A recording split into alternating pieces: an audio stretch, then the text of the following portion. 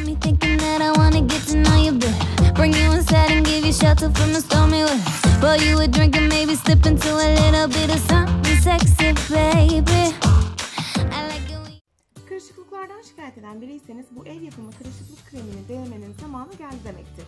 Tamamen doğal ürünlerden yapacağımız bu krem gözle görülür bir şekilde cildimize fazla sağlayacak. Üstelik yapımı gerçekten çok kolay. Kullanacağımız ürünler: bir yumurta sarısı, bir çorba kaşığı zeytinyağı, yarım çorba kaşığı bal ve 2 yemek kaşığı vazelin kullanacağız.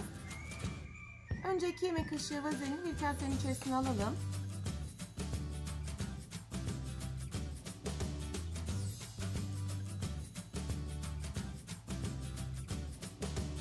Buharda eriteceğiz.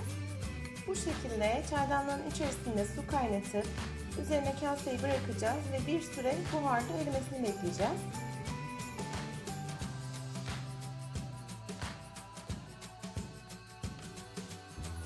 Vazelin tamamen eridikten sonra sırasıyla diğer malzemeleri ekleyebiliriz. Krem cildimizin nemini tutacak ve yaşlanma sürecini yavaşlatacaktır. Cilde tüm cilt tipleri için uygun olması.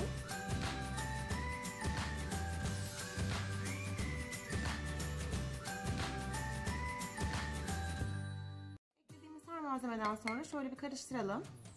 İyice birbirine geçmesi için.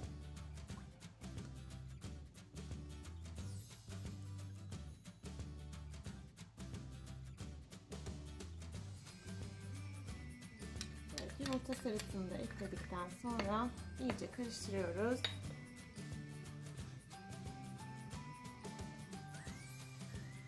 Kremi gece yatmadan önce kullanacağız. Kırışıklık yaşadığımız bölgeye uygulayıp hafifçe masaj yaparak yaklaşık 1 saat beklettikten sonra maden suyuna batırılmış bir pamuk ile temizleyeceğiz.